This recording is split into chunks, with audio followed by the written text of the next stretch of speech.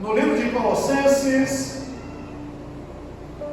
porque Paulo vai escrever algo que vai mudar a história e a forma como as pessoas daquele lugar vão se relacionar com Cristo. Presta atenção numa coisa.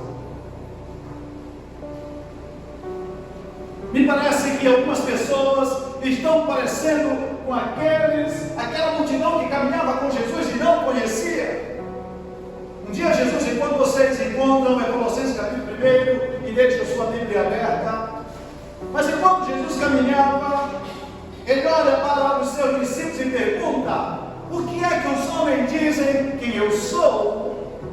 E essa pergunta de Jesus vai revelar aquilo que estava na cabeça das pessoas. Talvez se Jesus perguntasse para alguns de nós quem eu sou, e as pessoas talvez vão dizer: ah, tu és o filho de Davi, aquele que curou, aquele que fez coisas maravilhosas. Alguns chamavam de profeta, tá? Mas aí Jesus pergunta e diz assim: o que é que os homens dizem que eu sou? Aí eles começaram a dizer: Senhor, a notícia que a gente ouve, que esses homens estão falando, é que tu és Jeremias, ou quem sabe tu és Elias, quem sabe tu és João Batista. Para mim, senhores, esse é o pior. Aqueles que acham que Jesus é João Batista, porque João tinha acabado de morrer quando Jesus começa o ministério. Então é como se o espírito de João Batista tivesse se apossado de Jesus. E agora Jesus vai lhe perguntar: mas vocês, de verdade, vocês sabem quem eu sou? E Pedro então se levanta e diz assim: tu és o quê?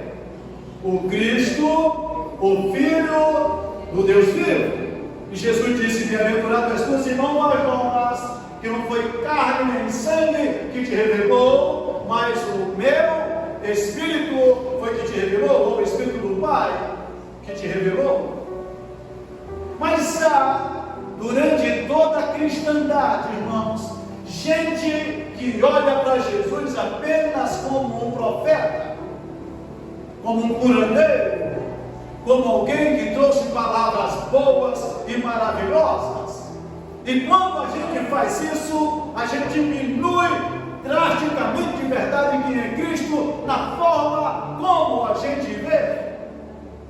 E Paulo escreve esta carta à igreja que está em Colossos. E esta igreja está passando por um momento difícil, porque esta igreja, ela foi plantada no meio, sabe, de uma sociedade culta, religiosa, e também muito profundo no seu misticismo. Escutem, Cristo era bom, Cristo era maravilhoso, mas ele não era suficiente. E agora nós temos esse grupo, sabe, de gregos que olham para Jesus com seu misticismo e diz o quê? Ele é maravilhoso, ele é bom, mas ele não é suficiente. Aí nessa mesma igreja tem um outro grupo, o grupo dos judeus, que olha e diz o quê? Jesus é bom, ele é maravilhoso, está tudo certo, mas nós não podemos viver sem a lei de Moisés. Agora pensem numa igreja que não conhece aqueles que eles dizem que devam servir. Pense como Cristo estava rebaixado, ou seja, ele é maravilhoso, ele é poderoso, ele faz coisas maravilhosas, mas há segredos. E eu estou me referindo àqueles que eles se achavam que havia um segredo escondido para eles, que só os grandes estudiosos poderiam, com seu conhecimento filosófico, encontrar Cristo em algo oculto que ninguém sabia. Eles, na verdade, eram a luz, eles traziam a luz para as pessoas. E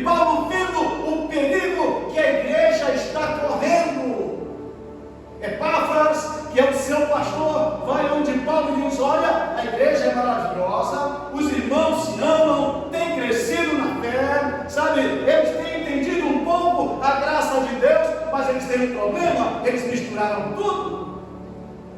No João, quando a gente mistura Cristo com tudo, não sobra nada.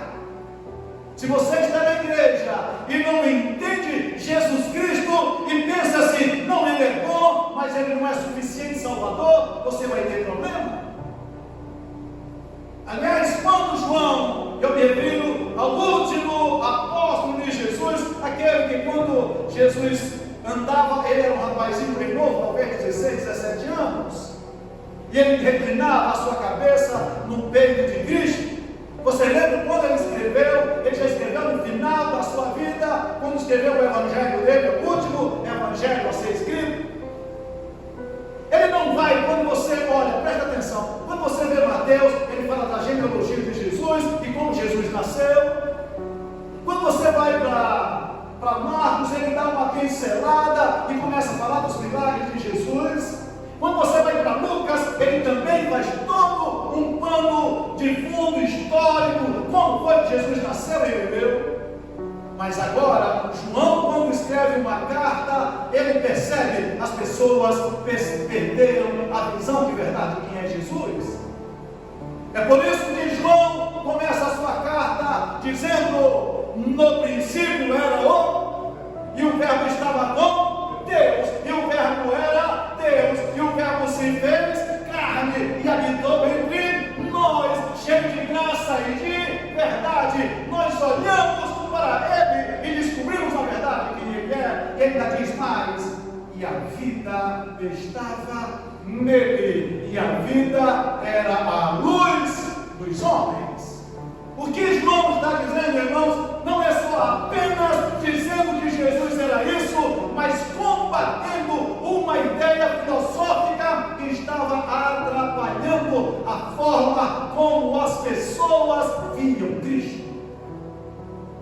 Minha pequena introdução desta noite é para dizer a vocês que se nós não nos posicionarmos de verdade e aprofundar a nossa fé, quem é Jesus, você e eu corremos um risco, sabe, de misturar com qualquer coisa.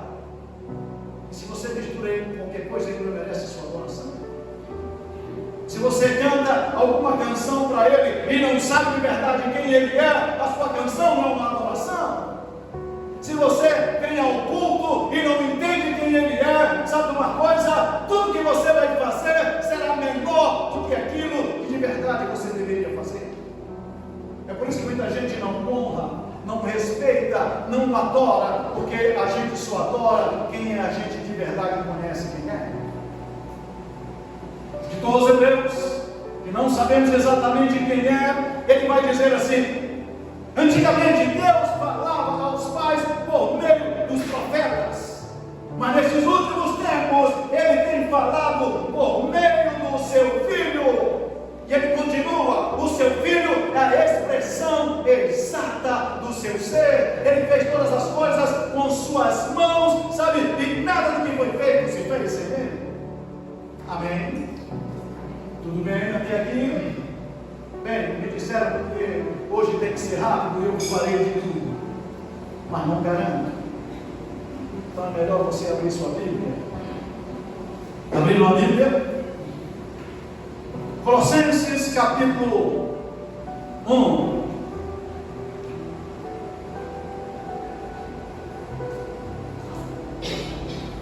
Então agora você já sabe a razão porque o apóstolo vai escrever essa igreja, porque ele precisa que esses irmãos saibam de verdade a quem eles adoram.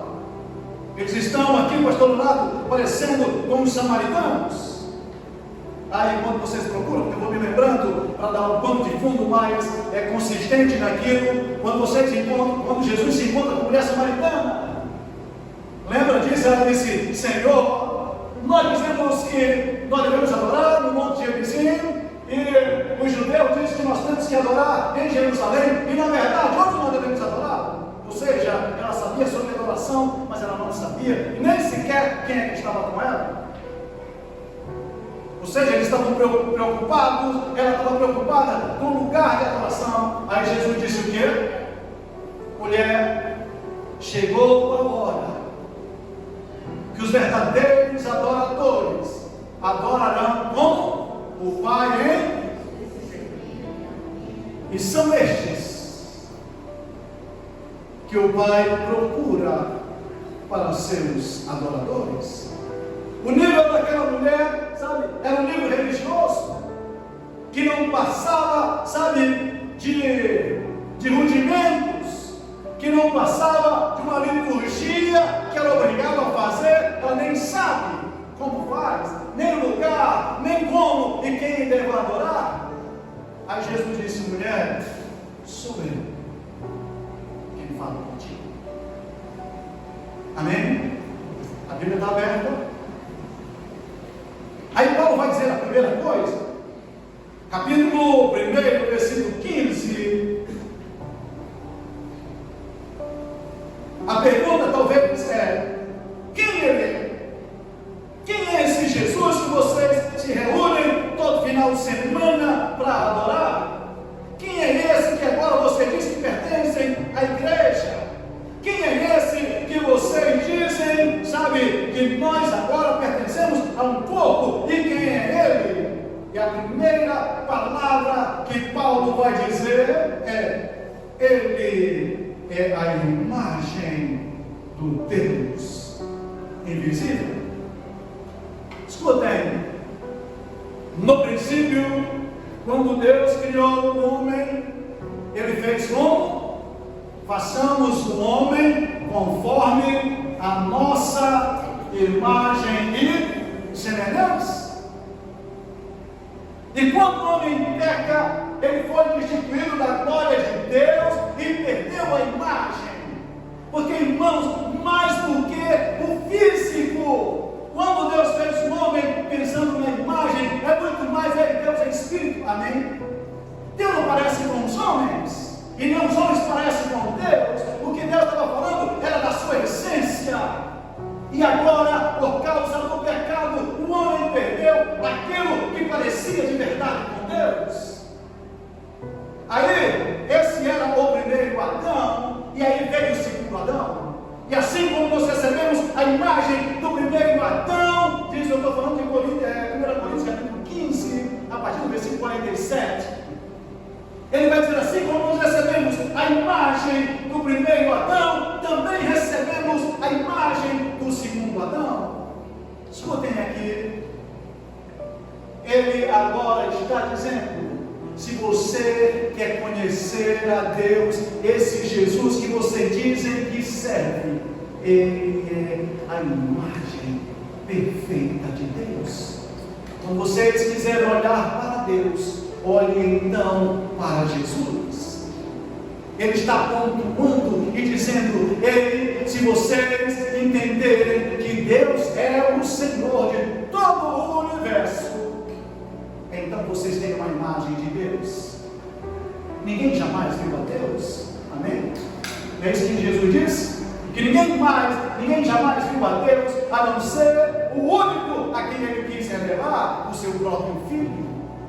Vá para Hebreus, eu até citei ele, mas vá para Hebreus, no capítulo 1.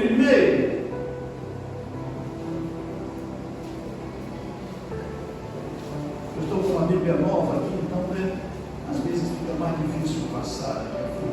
Mas vamos lá. Hebreus capítulo 1, é aquilo que eu falei no início. Há muito tempo, Deus falou muitas vezes de várias maneiras aos nossos antepassados por meio dos profetas. Mas nestes últimos dias falou-nos por meio do seu Filho, a qual constituiu o herdeiro de todas as coisas e por meio dele fez o universo. O Filho é o resplendor da glória de Deus, ele é o que? A expressão exata do seu ser, sustentando todas as coisas pela sua palavra poderosa. O escritor aos Hebreus está dizendo: olha, ele é a xerox de Deus. E é isso que Paulo, quando escreve a esta igreja que não sabe de verdade quem é Jesus na sua essência, ele diz: ele é imagem, ou seja, ele é a expressão exata de Deus. Amém? Sabe quem você serve? Há um Jesus que é a imagem do Deus invisível. Ninguém mais viu a Deus, como você serve alguém chamado Jesus, que é a imagem de Deus. A segunda coisa que Paulo vai falar, voltando aqui voltem lá para Colossenses capítulo 1. A segunda coisa, ainda está no versículo 15, ele é o primogênito de toda a criação. Colossenses, volta para Colossenses capítulo 2. Como eu tenho muita coisa, eu vou correr. Ele é antes de todas as coisas. A igreja de Colossos, a igreja do Brasil e a igreja aqui presente precisa saber que Jesus é antes de todas as coisas, antes de todas as coisas, antes do princípio. Mas vamos lá. A terceira coisa, pois nele foram criadas todas as coisas. Ele não é só por meio dele. Pense nele como aquele que é maior do que todo o universo. João Filho, é isso que ele está dizendo. Porque se olha, por meio dele é uma coisa, mas nele, está dentro dele.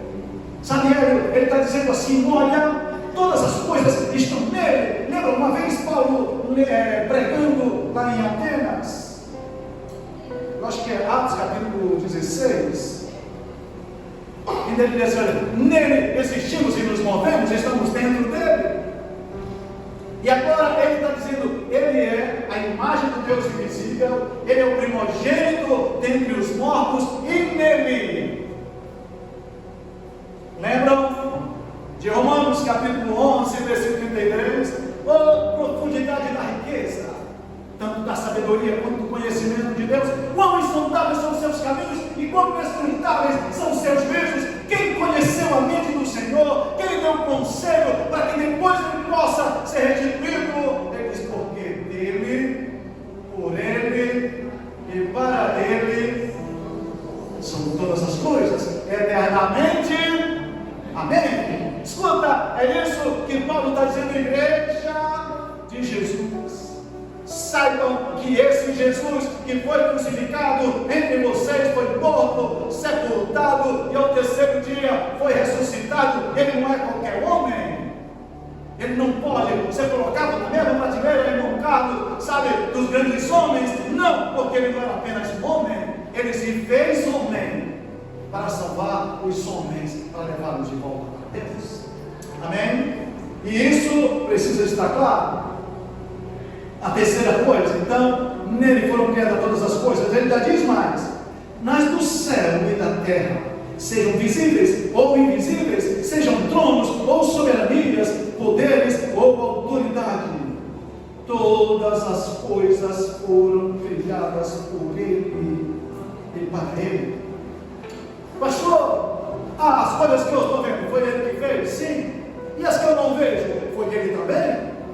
Aí ele diz assim: sejam tronos, sabe, sejam seres espirituais ou não, sejam algo físico, mas que os nossos olhos não são capazes de ver, nem o microscópio é capaz de ver, foi ele que fez. Tudo que foi feito por meio dele, e nada do que foi feito foi sem ele. Paulo está dizendo: ele, vocês entendem quem é esse Jesus? Ele é o próprio Deus que criou todas as coisas. Aliás, criou você também. É por isso que o Salmo 139 é um salmo maravilhoso. Porque o Salmo 39, ele não vai falar apenas de coisa do lado de fora, mas vai falar do lado de dentro. Esse é o contexto para a gente ler. Então abra o Salmo 139.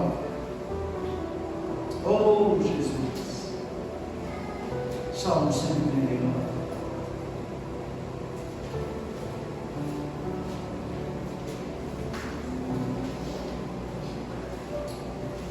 E esse é para mim, para ti.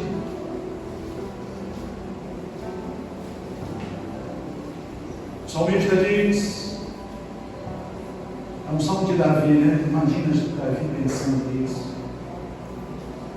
Senhor, tu me sondas e me conheces. Sabes quando eu me assento e quando me levanto. De longe penetram os meus pensamentos. Sabe muito bem quando trabalho e quando descanso. Todos os meus caminhos são bem conhecidos de ti.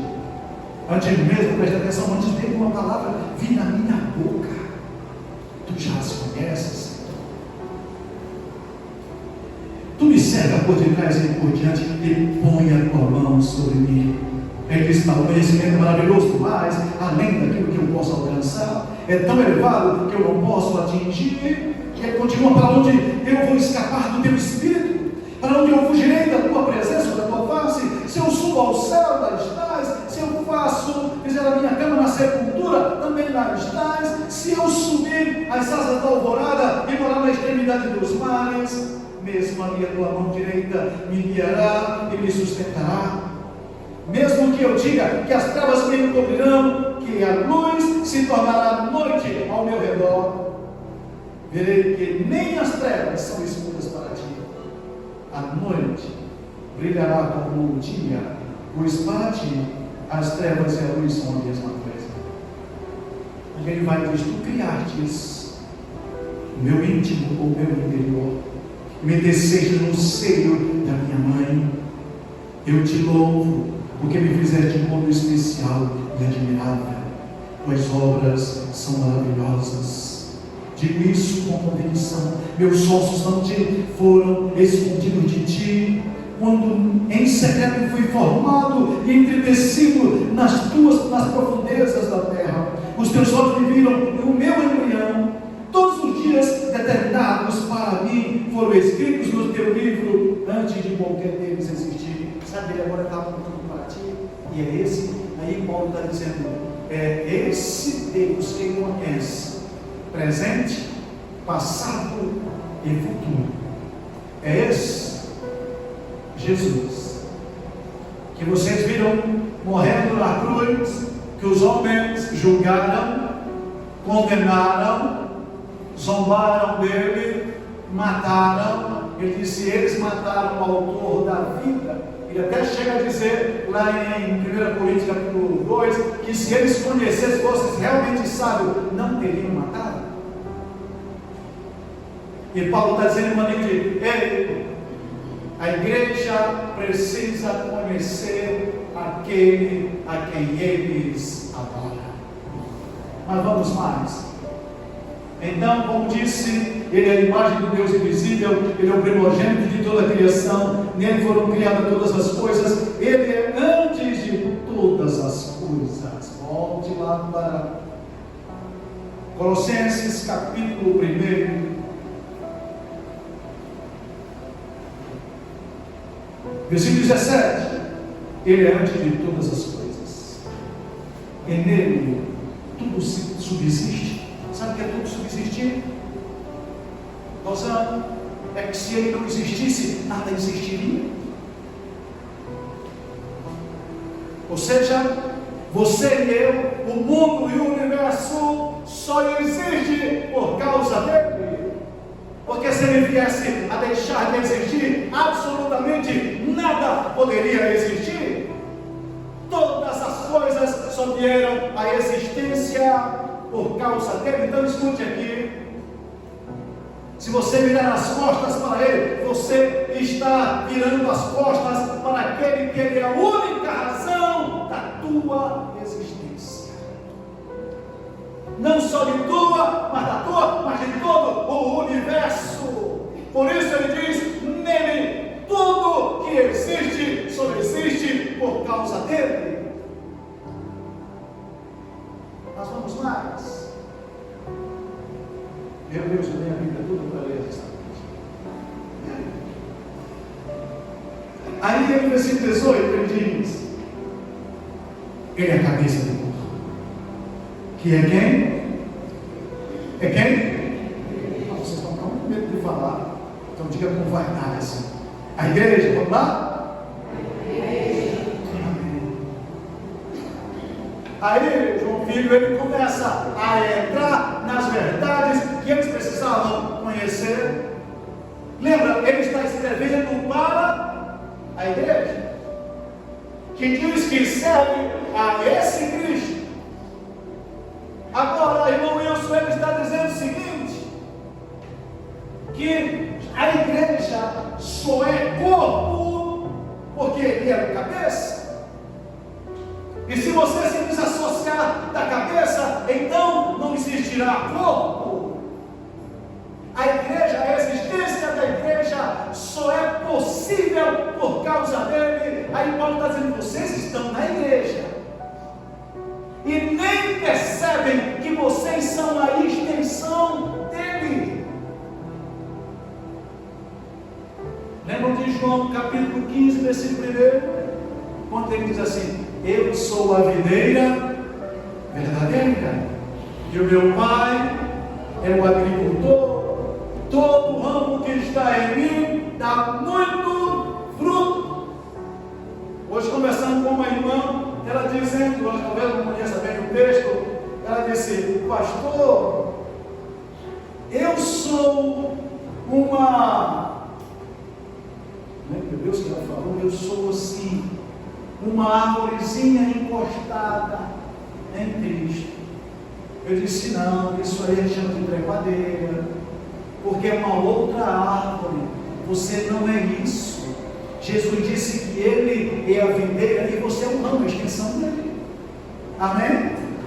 Irmão, toda árvore, sabe, e eu tinha um pé de limão lá em casa, foi morto, sabe por quê? Na época da pandemia eu estava quase morrendo, eu quase morri, e eu olhava para um pé de limoeiro que eu tinha lá em casa, meu Deus, as folhas têm muita folha, agora está bonito, mas eu não podia ir muito lá porque eu estava ruim. Depois eu descobri, irmãos, que era uma dessas plantinhas que os animais comem, sabe, e colocam ali a semente e nasce. E aquela me parece que era um tentém, né? Que ele cresceu na árvore e matou o limoeiro. Você não é uma árvorezinha encostada nele. Sabe o que ele está dizendo? Você é a minha extensão. Amém? Então diga assim com convicção: eu sou a extensão de Jesus. Amém? Você pode aplaudir a Jesus só para isso ficar claro no seu coração. Não, pastor Miguel, isso é sério.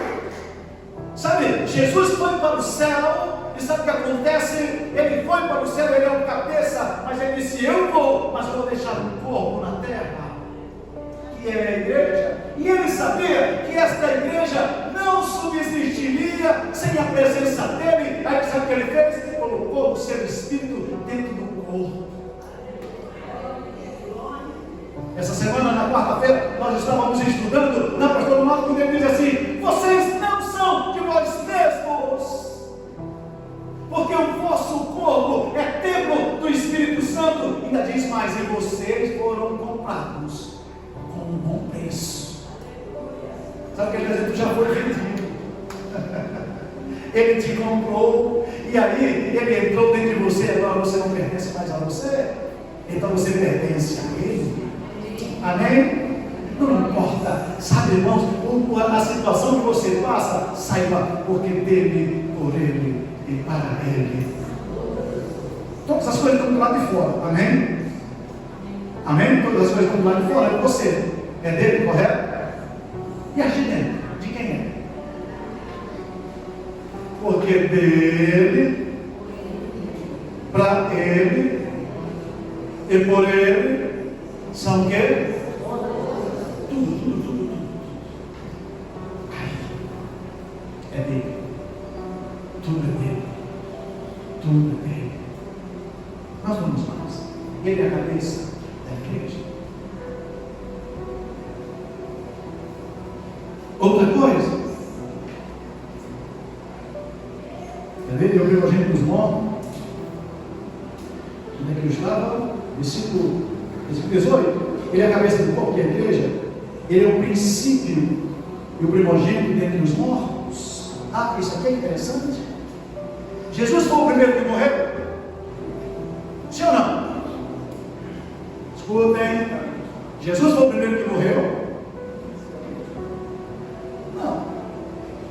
Foi o primeiro que ressuscitou? Não. Ele mesmo ressuscitou Lázaro, não é? O filho da viúva de Naim, a filha de Jairo. Lembram que no Antigo Testamento também houve ressurreição, mas muita gente morreu. Amém? E morreram de novo.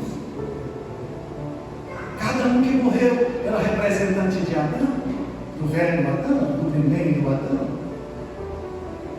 Agora, Paulo está dizendo assim: ele é o primogênito dentre os mortos por causa da nova criação. Escuta, nele foram criados uma nova geração. Quem está em Cristo, nova criação, sabe? É nova geração, e a partir dele começa uma série da qual nós temos a família tanto no céu quanto na terra. Aí ele está dizendo assim: o primeiro que representante dos homens a entrar na eternidade foi ele. E ele é o primogênito, é o primeiro. Sabe? Porque a partir dele, todos aqueles que morrerem ressuscitarão. Amém? Aliás, a Bíblia vai dizer, Daniel capítulo 12, a partir do versículo 1, acho que é o versículo 2, que diz assim: olha, muitos ressuscitarão naquele dia, uns para horror e vergonha eterna, e outros para a vida eterna. Ei, nós somos daqueles que são para a vida eterna. Amém? Ele é o primeiro que adentrou a eternidade. É por isso que o pastor me deu que o Salmo 24: e levantai a porta, as vossas cabeças, levantai, ó portais eternos, para que entre o Rei da Glória. E venha a pergunta: e quem é esse Rei da Glória? Diga comigo: é o Senhor dos Exércitos. Ele é o Rei. Ele agora representa todos aqueles que vieram por meio dele serem salvos. É por isso, irmãos, que eu fico dizendo, e às vezes falo coisa que eu digo: meu Deus do céu, talvez não seja entendido, eu não estou preocupado com a minha cruz, de verdade eu não estou. Para mim ela nem existe. Porque assim como Cristo, quem foi morto, nós fomos mortos nele. Por meio do batismo, nós morremos a sua morte na cruz. Estou falando de Romanos capítulo 6. Morremos a sua morte, fomos sepultados com ele no batismo, mas depois nós somos ressuscitados na sua ressurreição para vivermos em novidade de vida. Assim, ou seja, a vida dele passa a ser a minha vida. Amém? Depois eu vou ler, aliás, vamos ler logo o versículo 3, da glória, capítulo 3 de Colossenses. Nós vamos ler, irmãos, não para vós, nós vamos ler para nós. Amém? Como tem versões diferentes, eu vou inventar uma versão aqui para ficar para nós, porque ele está dizendo vós. Como eu estou incluso, então eu vou dizer vós, eu vou dizer nós. Está tudo bem? Mas vocês sabem do texto. Portanto, diga assim comigo: portanto, já morremos com Cristo. Por isso procuramos as coisas que são lá do alto, onde Cristo está sentado à direita de Deus. Mantemos os pensamentos nas coisas que são lá do alto, e não nas que são da terra, porque nós morremos, e agora nossa vida está escondida com Cristo em Deus. Não, agora ficou mais fácil, foi só um ensaio. Amém, Davi? Deu para entender? Então eu vou ler, mas eu quero que vocês falem como verdade isso aqui para você. Portanto, esse portanto tem que ser um portanto caprichado. Esse portanto está fraquinho. Vamos lá? Portanto, já morremos com Cristo. Por isso procuramos as coisas que são lá do alto, onde Cristo está sentado à destra de Deus. Mantemos os pensamentos nas coisas do alto e não nas coisas da terra, porque nós morremos e agora a sua vida ou a minha vida está escondida com Cristo em Deus. Agora o versículo 4. Quando Cristo, diga comigo, quando Cristo, que é a minha vida, se manifestar, então eu também me manifestarei com Ele em glória. Amém? Dê uma salva de palmas a Jesus. Ei, quando Ele se manifestar, nós vamos manifestar com Ele, porque a nossa vida está escondida nele. Amém? Morremos, mas nós ressuscitamos para viver em novidade de vida. Glória a Deus. Volte para o capítulo 3. Ou perdão, capítulo 3.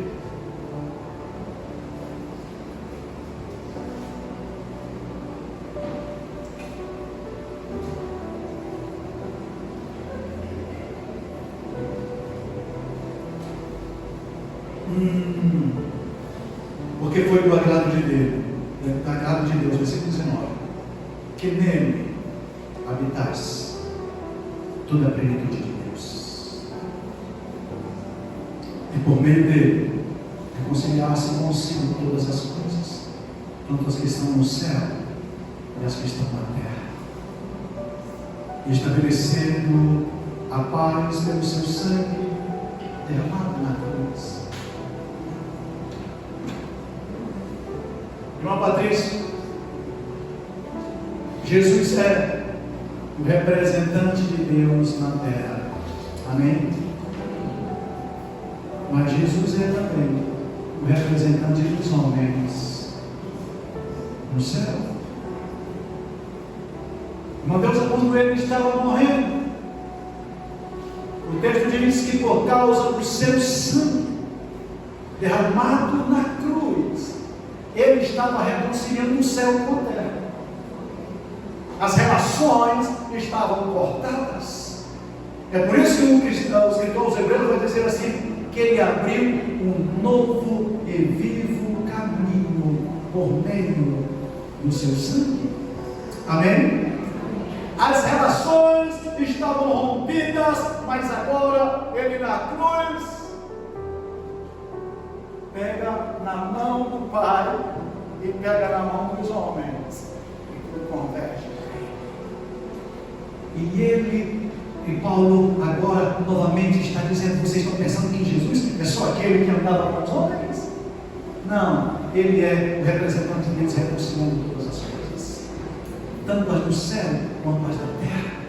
Lembra que nele, foram feitos tronos, coisas visíveis e invisíveis, todas as coisas não passaram sem ele, e nada que foi feito sem ele.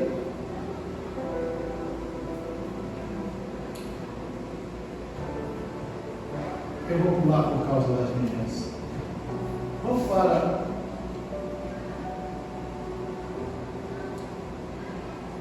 olha o que Paulo vai dizer no capítulo 2, versículo 3.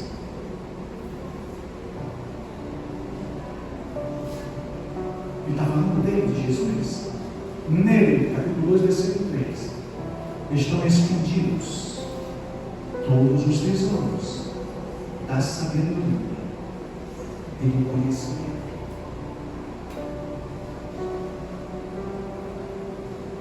Ele está dizendo assim, olha, vocês pensam que há algum segredo escondido em algum lugar? E a resposta dele é, nele, em Cristo, nesse que é o cabeça de vocês, está escondido todos os tesouros da sabedoria de Deus. Escuta aqui, irmão Mirelle, devemos fazer demanda em Deus. Quer sabedoria? Peça para Deus que lhe dá deliberadamente, não sem imposto. Todos os tesouros que você precisa. Ele está escondido nele. Toda a sabedoria está em Deus. A pergunta é: do que é que tu precisa? Paulo está dizendo: ei, vocês precisam reconhecer esse Cristo que vocês caminham com ele. É por isso, irmãos, vocês vão ver, vocês nunca vão ver alguém ou eu infeliz. Eu não, porque eu sei em quem tenho crido, como disse Paulo, e eu sei que ele é fiel para guardar o meu tesouro até o dia final. Sabe, eu sou um homem completo todo o tempo, alegre e feliz, porque eu sei quem eu sou, não porque eu seja alguma coisa, mas por causa daquele que é todas as coisas e habita em mim. Amém? Um cristão não tem o direito, escutem aqui. Ei, filho de Deus, tu não tem direito de andar murmurando. Ei, filho de Deus, você não tem direito de ser infeliz. Não, senhores, o Evangelho de Jesus é o Evangelho que traz felicidade ao seu coração. Como é que diz Paulo, escrevendo no capítulo 14 de Romanos: porque o reino de Deus não é comida nem bebida, correto? Mas é o quê? Diga comigo: paz, justiça e alegria. Diga de novo: paz, justiça e alegria. Eu te pergunto: o que mais tu precisa? Que não seja de paz, de justiça e de alegria. Pensa numa pessoa alegre. Irmãos, em nome de Jesus, você deve ver alguém com depressão, ou alguém extremamente alegre com depressão? A depressão tira a alegria, arranca do coração. E às vezes o diabo tem feito isso, irmãos, lutando para arrancar, sabe, a tua alegria. Não permita. Não permita que nada e nem ninguém, absolutamente nada e nem ninguém, arranque aquilo que Deus te deu gratuitamente: a sua paz e a sua alegria. Tudo que você precisa, todas as respostas às suas perguntas estão nele. Não há nada, irmão. Eu não tenho medo dos teus pensamentos, dizendo assim: eu não vou perguntar, porque eu tenho certeza que Jesus não sabe a resposta. Antes que a palavra chegasse à tua boca, ele já sabe o que tu pensa. Ele tem a resposta para todas as questões da nossa vida. Amém? Então não se permita, não se dê esse direito. Aí eu tenho direito de me chatear. Tu não tem, rapaz, pelo amor de Deus. Eu tenho direito de morrer. Tu não tem, pelo amor de Deus. Todo mundo é infeliz, porque eu não sou, porque tu é filho de Deus. Amém? Amém? Ah, pastor, mas então você é filho do diabo, pelo amor de Deus, não. Irmãos, é sério. Ah, não, pastor, quer dizer que o filho de Deus não pode ficar triste? Eu estou dizendo que não pode. Eu só estou dizendo que você não tem esse direito de achar que você tem que ser, porque todo mundo é. Não, não, senhores. Tudo posso naquele que me enfraquece, não é? Ah, não, não. Ah, ele que me fortalece. Fortalece o quê? Ah? Peguei você. Então escuta aqui. Isaías capítulo 58 diz que ele fortalecerá os teus ossos. Tem osteoporose? Ele fortalecerá os teus ossos. O que mais? Ele te fortalece. Isaías capítulo 40, 41. Os jovens correm e cansam, mas os que esperam no Senhor renovarão suas forças. Eles sobem como águia. Já pensou?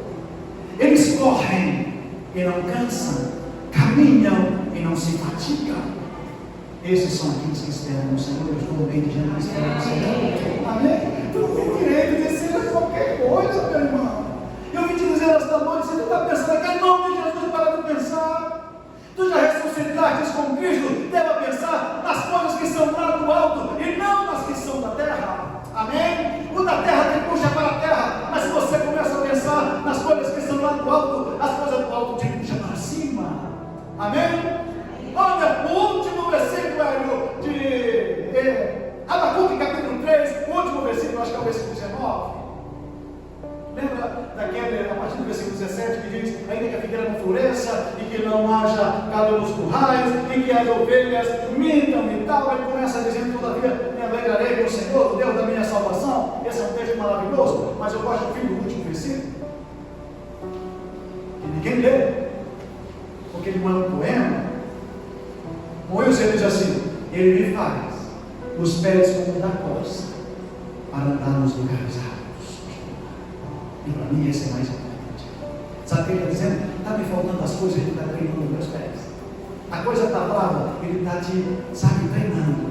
Para quê? Lá como as cabras monteiras que sobem naqueles paredões que a gente olha para Deus, como é que sobe naquela altura, não tem uma corda. Já viram, né? Pela internet a gente olha aqui, aqueles montes horríveis, que é só de pedra, e aquelas cabras vão e por cima daquilo e pulam e não caem.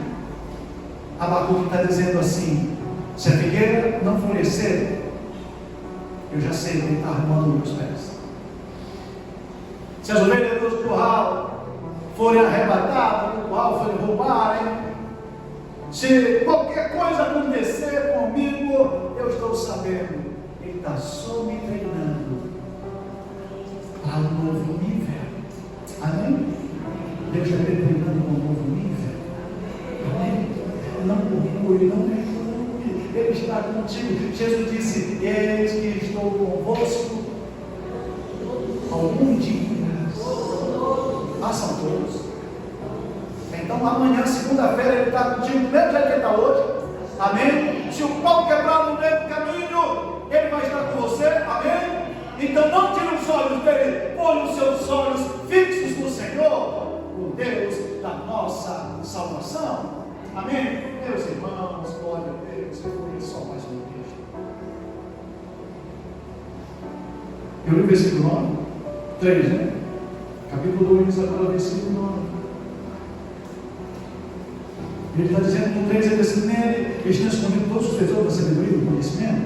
Agora no 9 ele diz assim: pois em Cristo habita corporalmente toda a plenitude da divindade, ou seja, ele independe de Deus. Agora toda a plenitude de Deus está em quem? Gente, vocês prestam atenção no que dizer. Então vamos ensaiar aqui. Está sendo gravado. Vamos lá. Toda a plenitude de Deus está em Cristo. Como é que é? Toda a plenitude de Deus está em Cristo. E toda a plenitude de Cristo está em quem?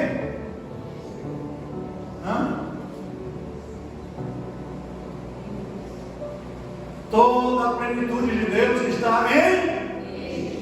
E toda a plenitude de Cristo está em mim. Diga assim: em mim. Você acredita nisso? Então vamos falar bonito agora. Toda a plenitude de Deus está em Cristo. E toda a plenitude de Cristo está em mim. Quem é mim? Ilquias.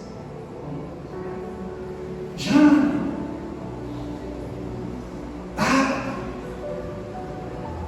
Sabe? Evina. Emanilde. Está em nós. Ou pelo menos está disponível. Lembra daquela canção? Tudo que Jesus conquistou na cruz, do nosso também, é nossa herança. Todas as bênçãos de Deus para nós, tomamos posse, é nossa herança. Toda a vida, todo o poder, tudo que Deus tem para dar. Abrimos nossas vidas para receber, nada mais nos resistirá, porque maior está em nós do que o que está no mundo. Amém? Maior é o que está em nós do que o que está no mundo. Amém? Glória a Deus. E para encerrar, versículo 11. Eu tinha muita coisa, mas eu não. Nele vocês foram circuncidados. Sabe o que é circuncidado? Vocês têm a marca de Deus. Por causa de Cristo, a circuncisão era no prepúcio, ou antigamente na pele, mas em Cristo era o nosso coração. E a circuncisão era uma marca, Deus está dizendo assim: esta pessoa pertence a Deus. Então tinha o selo de Deus. O selo de Deus era a marca.